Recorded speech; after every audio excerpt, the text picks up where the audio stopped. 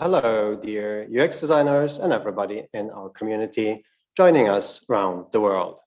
Welcome to today's episode of our deep dive series, presenting the award-winning solutions of this year's UX Design Awards spring season. My name is Akar Rudolf. I'm head of strategy at the International Design Center Berlin and director of the UX Design Awards. A quick info upfront to everybody who's joining us now live on LinkedIn. You can bring your questions into the chat and we'll bring them into the Q&A after the presentation. And if you join us live on Zoom, just mute your mic, turn on your camera, and feel free to join the Q&A right after the presentation. If you want to jump on Zoom, you can register still on our events page on uxdesignawards.com. You can join us regularly for our events. It's deep dives and talent tracks, presenting award-winning designers and teams, and inspiring UX conversations with our jury members. You can find our events on our website, LinkedIn page, and of course on YouTube. We hope to offer you valuable insights into design processes, new developments in the UX domain, and beyond that. So today, in this deep dive, we'll be hearing about the award-winning solution Samsung Health Stack, in short SHS, the winner of the product award in this year's spring competition season. In their award decision, the jury stated that the SHS significantly improves the current situation in the preparation and implementation of health studies. And it does so by providing sample libraries and a development kit with an easy-to-use software modules. And as a result, the product relieves medical researchers who can focus on their core tasks and provide a better experience for patients by leveraging the power of readily available mobile devices. And furthermore, the open source approach supports scaling and a broad access to valuable resources. For today's deep dive, I'm very happy to welcome two members of the team from the Digital Health Lab at Samsung Research America. They are Director of R&D Management, Jacob Kim, and Senior UX Designer, Ixabu Gonzalez. Hello to both of you. Hi, Ixabu. Hi, Jacob. Hello. Hi. Glad to have you. Well, it's wonderful to see you back, and we're looking forward to your presentation and our talk afterwards. So please take it away from here. The screen is yours now. Great, thank you so much. It's very exciting to be part of this exciting awards, and we're happy to present you some deep dives into our Samsung Health Stack. So again, my name is Jacob Kim. Very nice meeting you, everybody, and I have with me my colleague Ixabu. So quick flash at the agenda, what we'll be covering in this presentation. We'll quickly introduce our organization and give you a brief kind of background on where things are in the digital health space, more specifically on the clinical research side of digital health, and then how this product came about, the health stack of providing an SDK to the broader community in partnership. And then we'll get into more on the design processes of discovery, design development, how we iterated it and it improved along the product lifecycle, as well as feature plan. Next slide. So quick intro about our Digital Health Lab. We are a R&D organization under Samsung Research America. And we build new innovative technology and digital health solution using mobile devices. And those include new biomarker algorithms such as AFib, atrial fibrillation detection algorithm on the watch, as well as digital health solution that can help manage your health condition for any post-cardiac surgery and rehabilitation. And our lab, we do all these product development, algorithm development through a clinical trials and using end-to-end R&D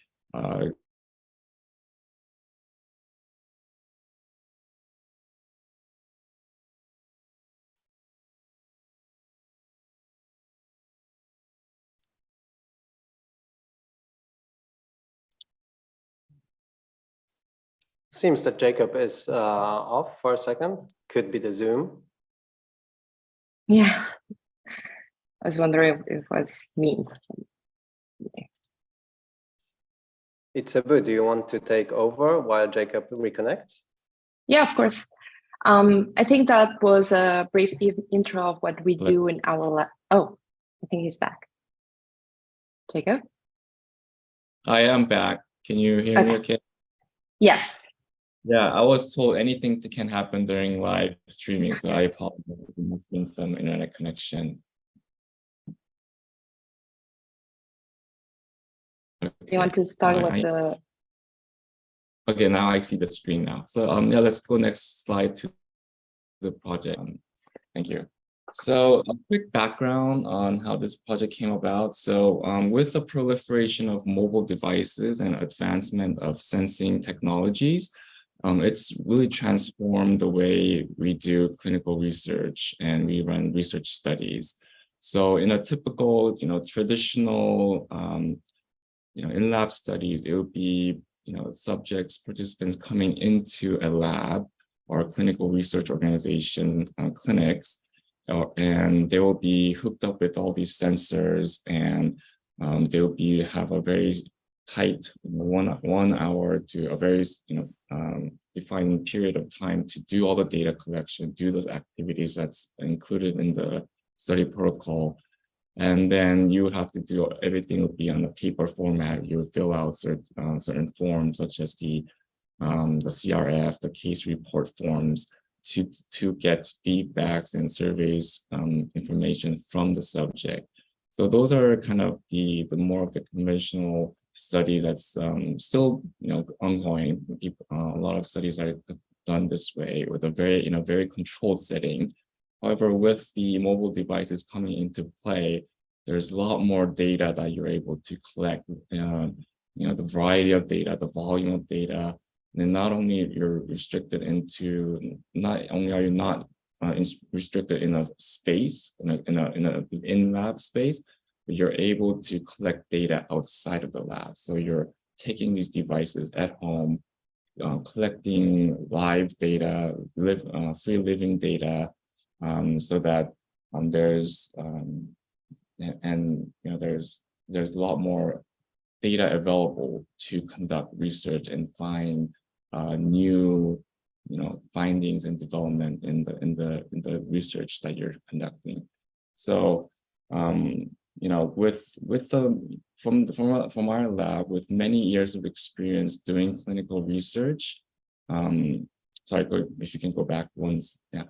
With doing these kind of research, we were able to build many of the apps and solutions to enable such data collection.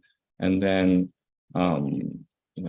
as we were doing this from an R&D organization, we oftentimes partner with external partners and collaborators because digital health and healthcare innovations cannot be done alone.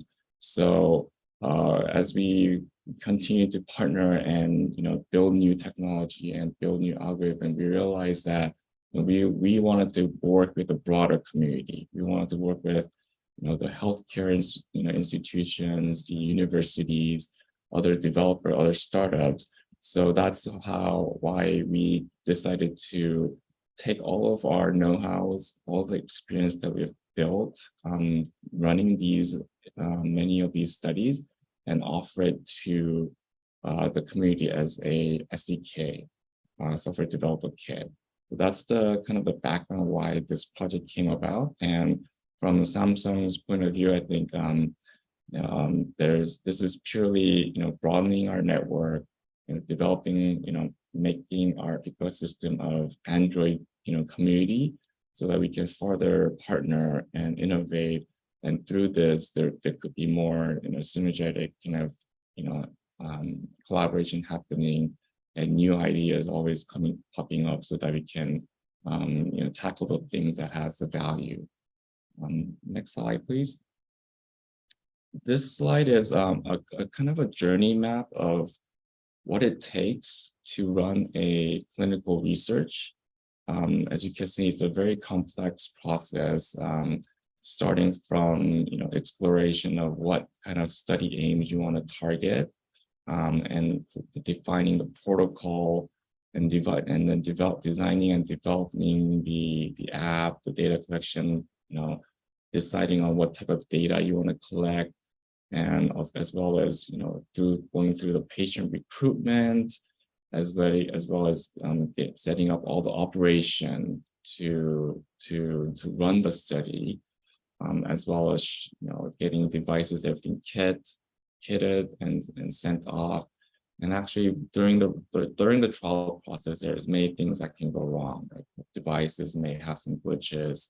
There has to be troubleshooting and tech support along the way, as well as after the study ends, you'll have to retrieve the devices, have all the data uploaded so that it's ready to do data analysis and further develop such algorithm. So this, as you can see, it's a very complex process, and as understanding this process, we know that there could be many pitfalls along the way. So that's why our Samsung Health Stack product was formed to mitigate some of these, to help mitigate some of these risks and hypotheses and some of these pitfalls along the way. And more specifically on the, as you can see on the two round circles on design development as well as the trial, our product is specifically meant to help the research communities to use our SDK to build an app easily, and using the SDK, so you don't have to build everything from scratch, and really lessen the burden of putting a lot of the resources on the development of such tool. So that's the app SDK that we're providing, as well as the second circle on the trials section where, as I mentioned, there's many operational hurdles. There could be many things, there has to be monitoring of the patients or participants. We're gonna have to govern the data quality. That's where our kind of the portal, our open source portal is also there in place to help manage the data quality and participation, any dropouts, or monitoring any things that can happen during the process, during the trial. So that's kind of where the product is developed to really kind of tackle those big issues that can happen and mitigate any risk and lessen the burden on this whole kind of journey map of a clinical research study. Next slide. So this is our product. So Samsung Health Stack is an open source SDK tool providing end-to-end solution for the medical research community and clinician services.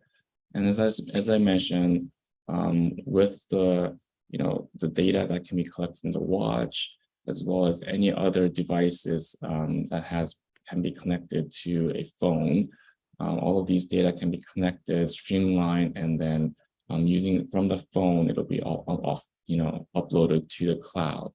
So, and then the app SDK is the modular components that we're providing as an SDK to build the whole research app, including informed consent, checking the eligibility of the participants as they onboard the study, and and individual cards to do survey intake, collect any type of activity tasks that you like the participants to conduct in their daily lives, as well as all of the passive and active data collection that can be done through these wearables. So these modules are in place, as well as visualizing all the data that's been collected, as well as certain educational materials that the researchers or the clinical community would like to have it available for the participants as they go through these trials. And then the third component is the web portal. which is, as I mentioned, this is more for the researchers and the data scientists who like to take a look at the data as the data is coming through. The portal is the management portal. You are able to see the live data streaming through, able to see the quality of the data through certain queries as you see fit, as well as because oftentimes whenever there's a new contents that you want to develop, surveys and activity tasks, oftentimes we would have to go to the engineers to help and ask to build something features out into the app. However, our portal is designed in a way that the researchers are actually able to create contents with a UI interface where you're able to create you have a dynamic content creation, able to create new surveys and then push it out to the push it out to the app. So it's very much a data management tool, as well as a content creation and content management tool for the researchers.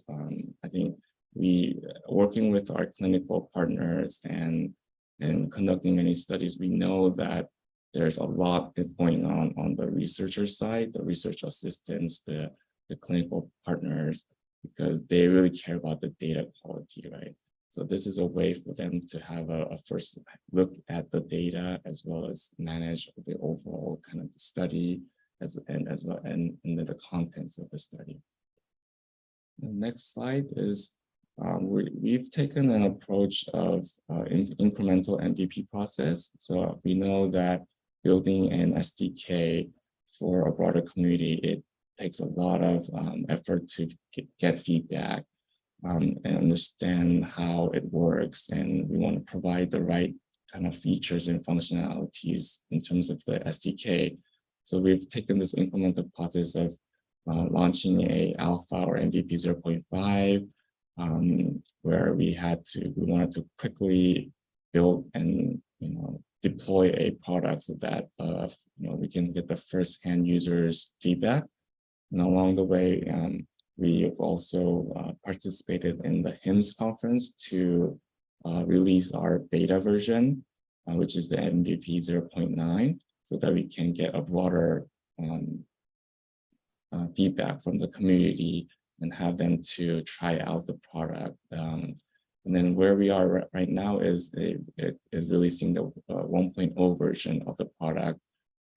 As mentioned, this is all open source, so this will be all available on the GitHub for people to download and start using. All the documentations are in place, and that's kind of where we're kind of currently at and shooting for as a version 1.0. So next, I'll hand it over to Ixabu to explain some of the design processes that we've taken during the product development lifecycle. Thank you, Jacob. That was a great explanation of our product and the requirements. But now I'm very excited to share our design process with you today. Keep in mind, this is our approach, and this worked for us, and we are a very small design team. Our process starts with the belief that design shouldn't be an afterthought. We were involved in this project since the very beginning, early on, giving us a say in the feature decisions and shaping the project's direction. How it started. So the very first version of this project was based on assumptions. How Jacob already mentioned, this is what we do in our lab. We create clinical trials with different partners. So we kind of had a good start, but we wanted to, this project was different. It's for designing for a public and is an open source project. It will involve multiple use cases, multiple different users. So we started with what we knew, what we had. we started iterating from lo-fi wireframes to high fidelity prototypes. We did evaluative research, such as moderated user testing, design, and stakeholder reviews. We did all this to ensure that the product usability and the project goals were satisfied simultaneously. On screen on the left, you can see how the portal at the beginning looked like. We wanted a very clean, simple version at the beginning so we can start getting feedback from the users. And this very own screenshot is from Figma, and this was a very simple flow. We started to depict it, to put it together to start asking for user interviews. On the right side, you can see a wireframey version of a sample app using the modules for the SDK. So for us to map out what we were missing or not. And as we mentioned, the very first release, the MVP 0.5, if you want to say, was mainly to gather feedback from stakeholders. And one of the very first things we did was to take advantage of our lab team members, since in our lab we have health researchers. So what we did was we prepared our portal, we prepared some modules on the app side, and we gather feedback, suggestions, insights on the experience of this user seeing this product for the very first time. And this feedback helped us understand the user needs, the pain points, areas of improvement. So we collect all this information, all this data, we analyze the feedback we receive, and then proceed to identify patterns, common user issues, and valuable insights that inform our product roadmap and future iterations. Based on that interviews, we created personas for the primary uses of our products. For example, we discovered there were very different terminologies for users in the research space and specifically in the health research space. But we found out that the most commons were the study administrator, that is someone that operates and manages a clinical study, the principal investigator, that it's the one that understands the study data and the insights and report the results. And then a very important part is the research assistant. This is the one that collects the participant data, that it's very involved with all the participants and conducts the studies. Then we have the data scientists that are the ones that uncover the data patterns without being involved with participants at all. And they deliver the actionable items. And also we discovered that this could be a very interesting tool for product managers to track user analytics and study KPIs. And of course, with time, we will discover more roles that could be need for future clinical research products. Based on that, the team came up with this holistic user journey or service blueprint that covered the different touch points among the users.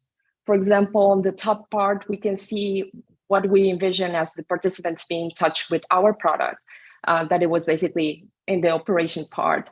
Then we had the research assistant or whoever in the research realm wanted to do the research preparation, the operations. And of course, we also, in this user journey, we map out our very own product development team and the product itself.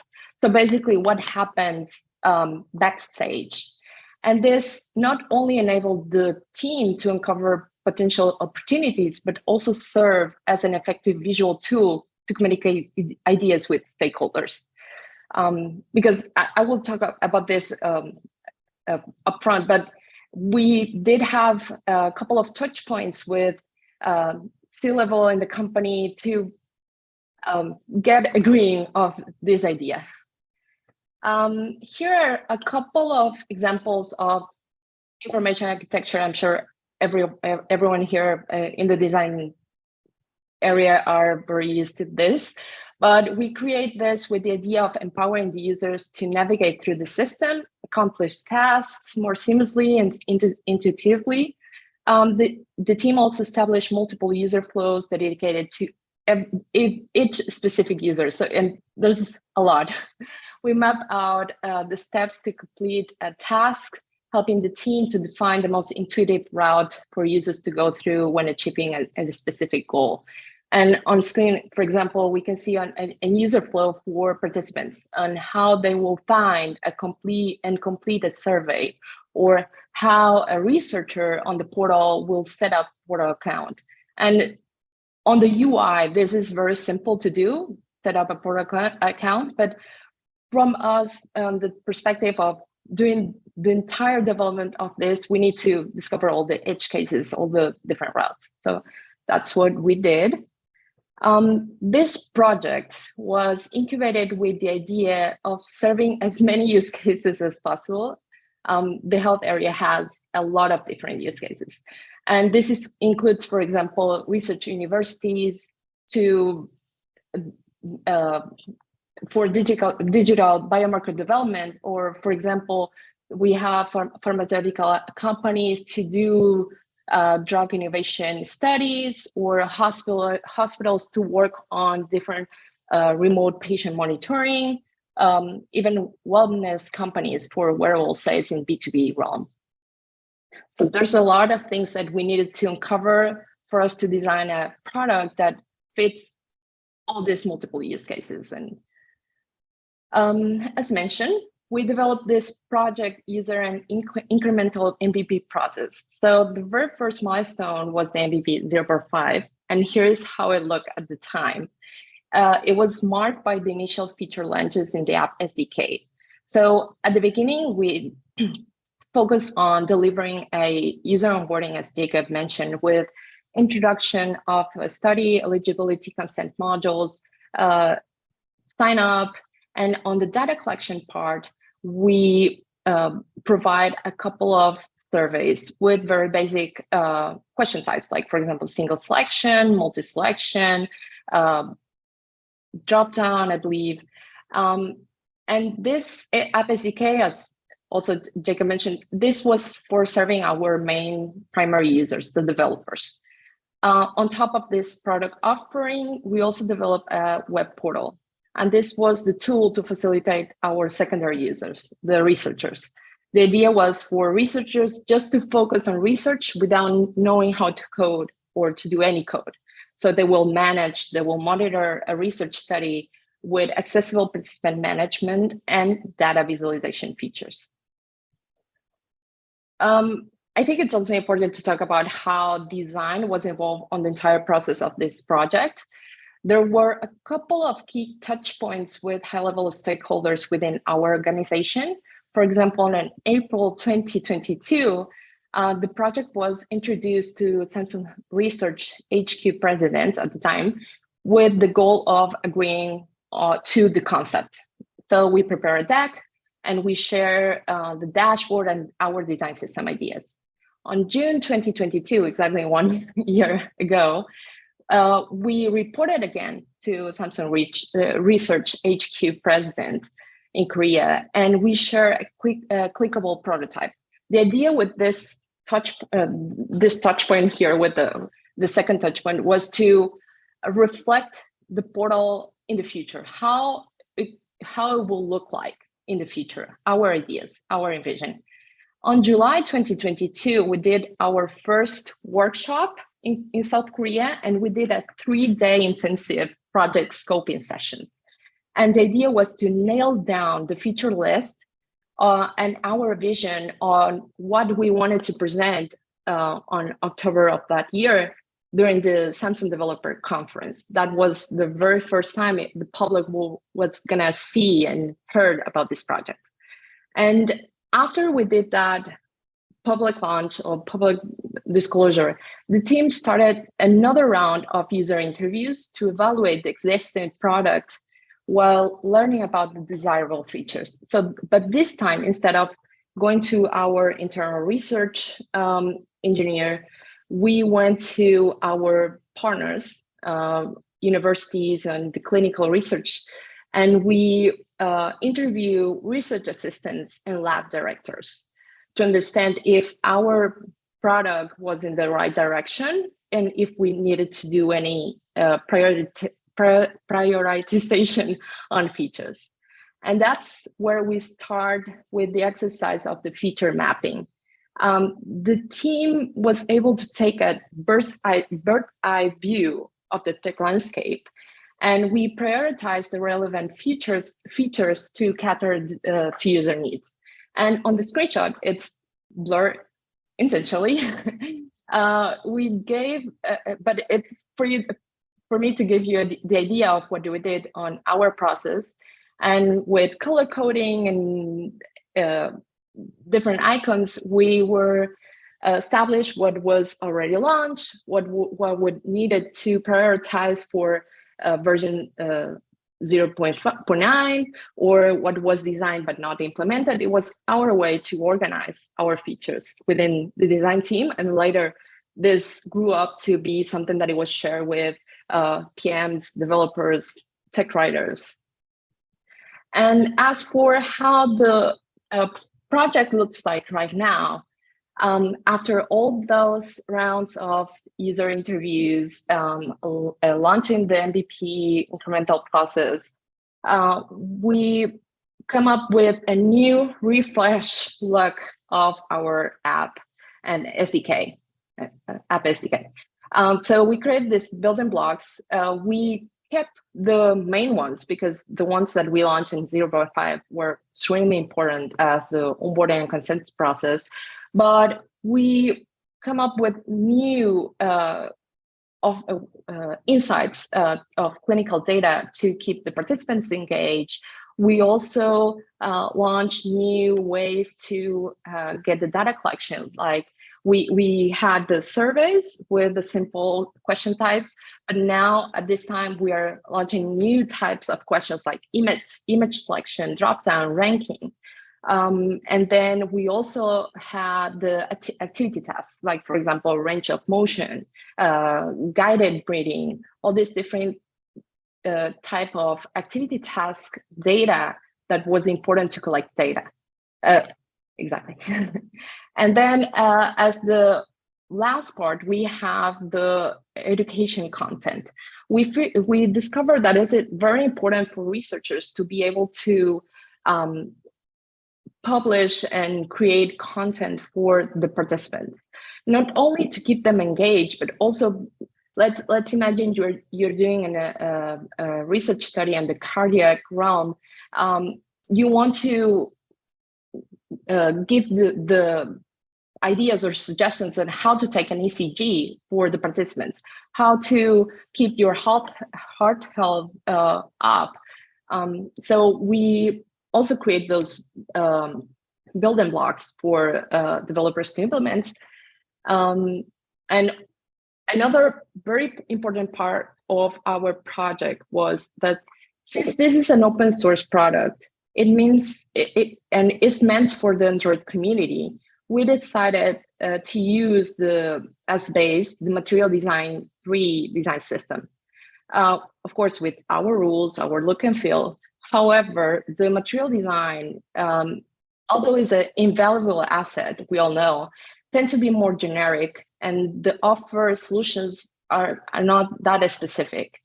And the demand of developing digital products for healthcare are very specific, like the clinical data visualization.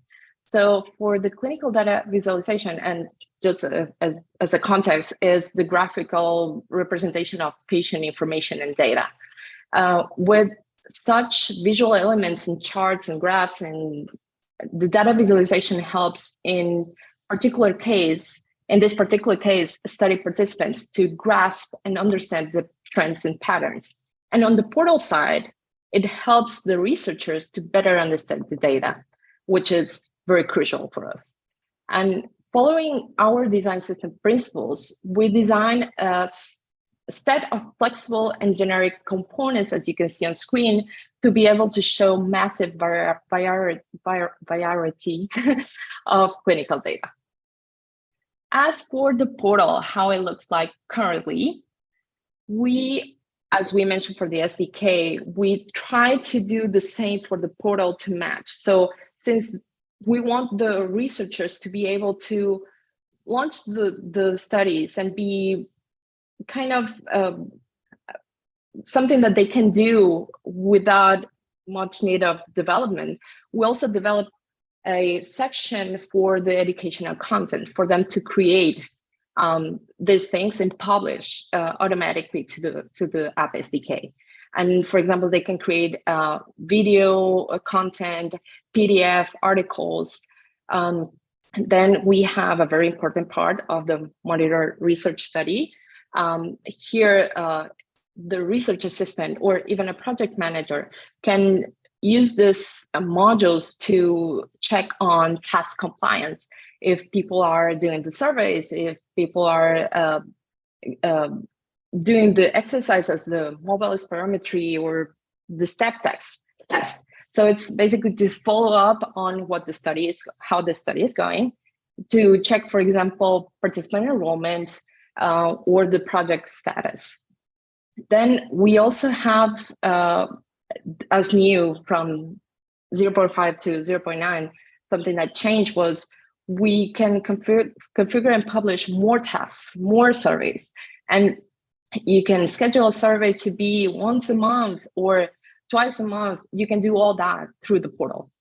And of course, we have the track participant data. This was something that we had as crucial since the very beginning, but we, after a lot of rounds of user interviews and user testing, we figure out new ways to present this data. We also establish rules for non-visual elements, like the tone of voice, writing rules. And we did this with the help of our technical writers at the time. And this content style guide helped us write in a clear and consistent way across platforms. It's basically, it brings the consistency and saves everyone's time. We did it for every single feature, and we make sure everything is consistent through the portal and also the app SDK modules. As Jacob mentioned, we had a few project milestones already. We started since the very draft beginning in January 2022 as the project kickoff. The very first MVP was July 2022. On October, we had our announcement during the Samsung Developer Conference, and it was presented by the Samsung Research President at the keynote presentation. And also we have a few demo sessions for developers to know how the product looked like. In April, you can see Jacob here presented to an audience. It was our beta launch at HIMSS. HIMSS is a conference in the health industry. This time, the team gathered expert insights and also positive feedback from for our products. And we expect to continue validate our products and at the future health tech conference, such as HLTH and the new Samsung Developer Conference in October this year. We have more improvements in our roadmap, and as we started to get more global feedback from general public users.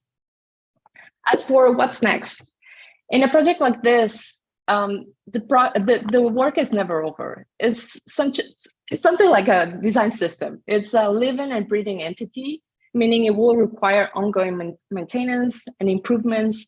And we're very excited and looking forward to that. We aim to keep improving and hearing out our end users, and we want to keep scaling our features and rethinking our current UX patterns. And if you want to learn more, you can scan the code or go to our Samsung developer portal. Thank you. Thanks so much, Ixabu and Jacob. It was a great, very detailed presentation. I guess there is so much to go into, especially in this field. And well, to start off, first of all, everybody out there who is watching this now live on LinkedIn, please, if you have any questions, put them into the chat. We'll bring them in now. So feel free to ask. I have first question. So I just to frame the whole case. So the product is now out there and it's being basically tested by the user community. Is that correct? Yes, that is correct. We have some early adopters using it, correct. Okay. Can you share what was the spark for the project? So why did you start off with this solution? What triggered it? Yeah, as I mentioned, again, it's really coming from intrinsic kind of our, the way we work, the research organization. We always partner with our external research institutes, healthcare, hospital systems, universities. So as we hear from them, like some of their perspective, what they would like to have when they conduct their studies, like we felt that there's kind of the unmet needs, right? So that was we were doing, and through the partnership where we were able to kind of provide that solution and further advance the research. But as we do this, after another, we felt the need that this can be offered to a really broader audience. And then, as Ixabu mentioned, when we kind of presented this idea to the top executives, they also kind of saw the needs for strategically, as well as more of a, I wouldn't say business need, but to really kind of form this ecosystem around the digital health space that we should play a role. So I think that SDK was kind of a means to enable that, and that kind of sparked the all the support from the executive leadership, all the way to making this happen as an offering for the end users. Right. So it was both a need on the research community and also a push from inside from your company to create a wider ecosystem of solutions. I think it's the three key elements: watch, app for end users, and the SDK portal for researchers. Can you share a little bit what's special about this as compared to the status quo on the market for your core users, and maybe a little bit about the biomarker research, the use case that it's aimed for, and what did you add? So what was really a new leap in this application field? Any ideas in it? Ixabu, do you want to highlight some of the competitive or the differentiation of our SDK program? And I'll take the lead. Oh, yeah. I think this was something that it was the first time, I believe, something like this was created for the Android community. Of course, we have our lovely competitor that had the research kit and the care kit. But nothing like that was available for Android users. And there's a big community of Android users and Android developers that needed a tool like this. So it started from that. There was a necessity, there was a gap in there. And I would add the differentiating product is the offering for the researchers. There, of course, there's all of these SDKs are meant for app development communities. But then as we showed you the various personas that's involved in any research studies, there's a need to attend to the researchers' needs. And as I mentioned, the data quality is essential, is crucial in any clinical studies. So helping the research assistants and researchers to do their jobs better was kind of prompted us to develop the portal, which is where they're able to manage the data, overlook the study, look at the participant data. So I think that is kind of the new differentiating component of our product. Yeah, that was very important, because from the user interviews we did, all the researchers, for them to create the study, they could have an app to have the participants to do, but they don't have the resources. Like they will use Qualtrics, for example, to create the surveys to ask participants to to join a study. So everything was a little bit fragmented on how they do a clinical trial. So definitely our product was doing this, create this ecosystem to have everything in just one product.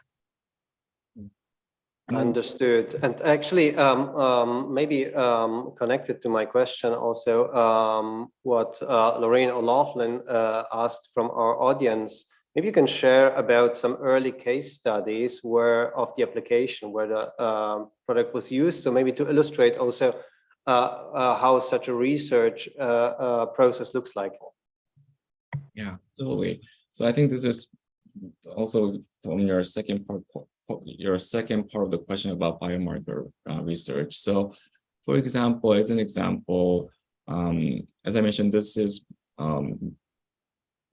this product can be used for in-lab study, but then I think the majority use case will be something that will be data collection in the wild, in the real world scenario. So, and as we were in our previous research, when we're developing, well, any type of biomarker research where you want to develop new kind of software algorithm using sensor, you always have to have the gold standard data. So these are more of the medical grade device data, and then you want to have your sensor data, and then to see how that can be correlated and how accurate it is in detecting certain biomarkers such as atrial fibrillation. So in one of our study on AFib in the wild study, what we did was the product of a patch along with the watch was provided to the participant who had healthy subjects as well as some people who had diagnosed patients, and then they had worn both devices for a 4 weeks period. So it was a full 4 weeks period of data collection, 16 hours per day from the watch as well as BioTel patch, and all these data are collected through the mobile app, right? So they are because there's passive data being collected on the watch using PPG sensor, as well as they would have to do some active spot check using the ECG sensor. So these notification needs to be prompted from the watch as well as the phone. That's the kind of case where you're using this digital tools to get prompt certain actions, and then or even earlier detection from the passive data that actually prompts you to check. These are kind of through the whole period. All of these data were collected, and then all the data were sent to the cloud live. And with that kind of a vast amount of data, we were able to validate our algorithm. So that would be a very kind of a good example of how this SDK can be used towards a biomarker research. Well, that sounds also like a big challenge of combining these data sources and making them useful for researchers. So maybe you can share a little bit about how you tackled that challenge, and also relating to a question from Rick Okamoro is, do you provide any specific APIs from Samsung to developers to access health data? Oh, sure. For the first question on, I guess, challenges or how this can be used, I think as I mentioned there, because of there needs to be a time synchronization that needs to happen between these various data types, and which is why this mobile application is a right tool, because as we're designing the study, there's we care about exactly when does the time synchronization and how we align these data types, because the time series data, these are can be marked in certain throughout the days of throughout the period of the study. So the mobile app actually helps to provide that kind of a time mark, timestamp on both data types, so that as after you collect all the data, you have a clear signal where you can actually match them. So those are kind of the advantages of using a mobile device to really enhance the quality of the study. Regarding the question about API endpoints or what Samsung provide, there's various SDKs and APIs that Samsung is providing. Right now, what we're talking about, the health stack is more focused on the health research study. And these are again, and our API documentation and SDK is already available in the website, which Ixabu shared at the last screen. But in terms of other health data type, there's also other SDKs, including an Android Health SDK from Samsung, and other privileged SDK that's getting more raw sensor data from the watch. So there are various SDKs that is offered, and you can check that on our developer.samsung.com website and see what all the various health data types you can collect through the Samsung products. And maybe following up to this, because I guess Rick, who sent another question as a developer, this one to Ixabu maybe, which kind of resources or design assets do you provide for developers? So is that also a part of the open source package, apart from APIs? So yeah, we have the building blocks as an SDK, and the building blocks are what we mentioned: the onboarding, the consent, sign up. We also have cards for do the surveys, the activity tasks, and the activity tasks are a very important part here because it's basically all the things, the main ones that you need to collect raw information about, for example, guided breathing, range of motion. We also have different fitness, motion, audio type of activities that we provide as modules for developers to include into the SDKs. We also have the education modules. All these are available for developers to use. Yeah, and I think that if that helps. Definitely, I hope so. And everybody out there, if you have additional questions to our speakers that are more in depth, just please reach out via LinkedIn directly to them. And I guess you'll be very happy to answer additional questions. Actually, there is another one that goes into another aspect, which is user research and information architecture, and maybe more the design and conception process from Nazanin, who is working with Capgemini Engineering. And the question was, how did you design the information architecture together with users? What was the process there? Could you shed some light on this? So as we mentioned, we work on clinical trials for a long time now. I have been in the lab since 2018. And most of the architecture, information architecture we had and the flows were based on applications and portals that we already built in the past. And that way we establish what we had as base. And after that, we do collect information from our own researchers on, is this looking like something that you will use? Is this something, are we missing anything? So, but basically our base was what we collected from years of experience. Which processes didn't you need? Which methods? Could you explain a few? You mean for the information architecture or the user flows? User research, integration of users. Oh, yeah. In planning. So we did user research. We did user interviews with our partners. We did also desktop research. We did our own research, our competitive analysis. We did product audit on things that are on the market, even for things like research platforms that are not exactly what we're building here, like the Google Health studies that it's a little bit different, but we did all this at the very first part of the on the discovery phase.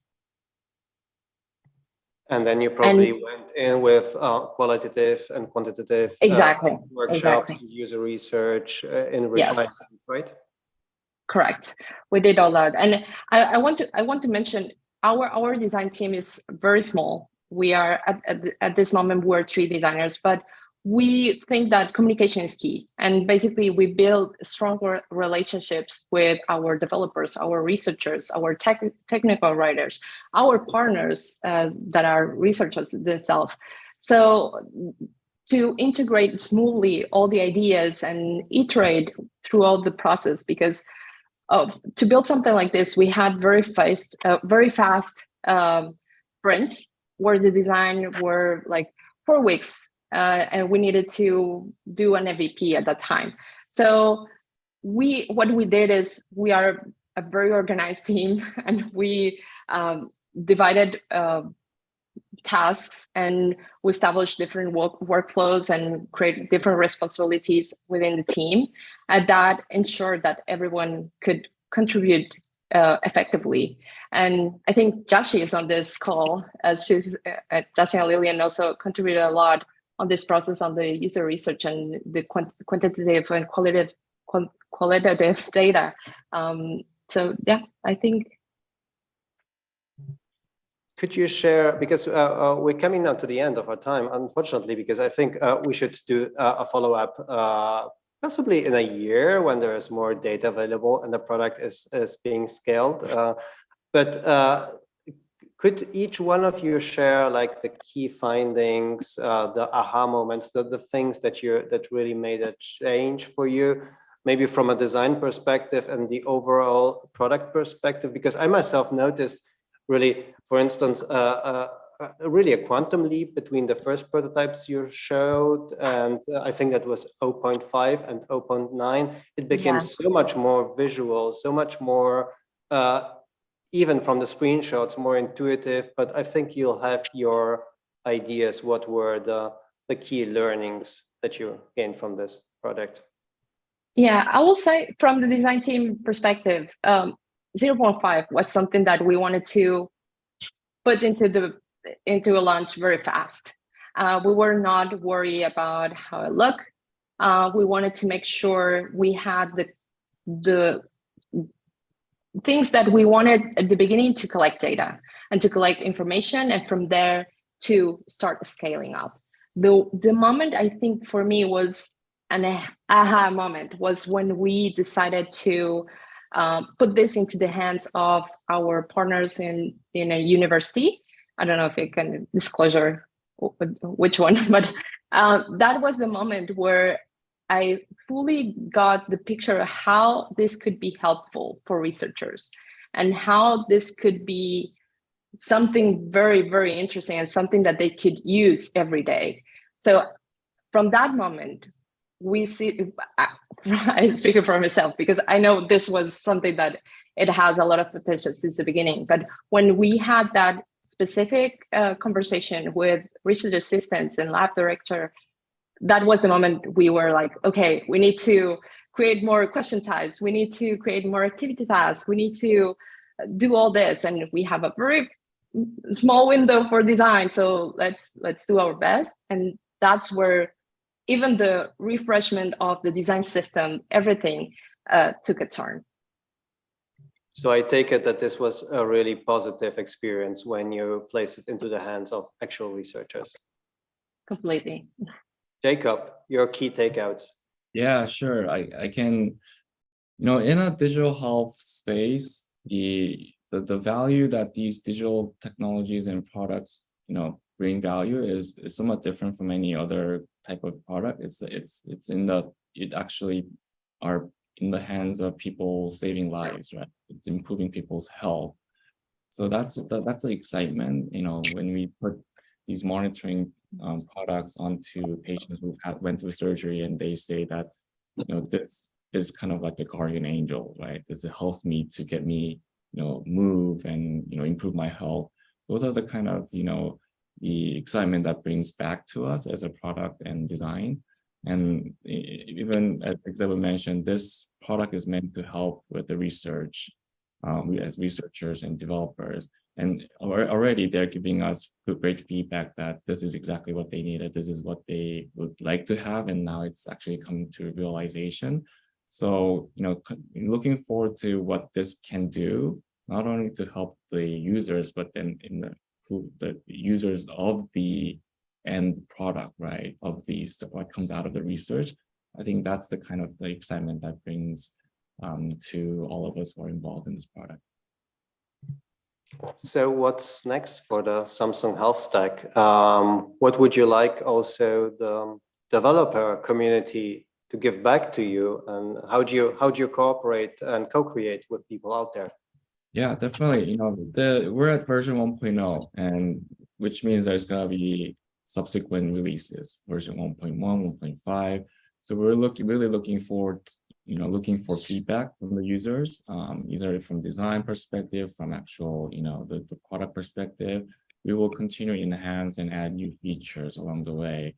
And then, the health stack was meant, the brand naming was meant to be a little broad, in that we're gonna start from research, but we want to expand into other aspects, the care side of things, and other remote patient monitoring and whatnot. So there's gonna be continuous iteration and improvements throughout the future releases.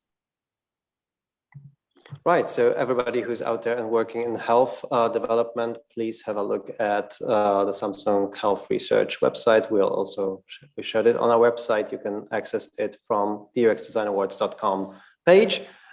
Thank you so much, Ixabu and Jacob, for your insights and for sharing and having time for questions from the community on your work. And congrats on this great product that is now out there, and lots of success for your next steps. Thank you very much. Thank you. Thank you for having us. And thanks to everyone for joining us today. If you missed anything, the recording of this talk will be on LinkedIn right away, on our website and YouTube as well. And please do join us again. Actually, our next deep dive with award winners will be coming up on June 21st, 28th. So for more, you can just jump to our website or have a look at our LinkedIn events. Until next time, have a great day, evening, or morning, wherever you are, and see you soon again. Bye-bye.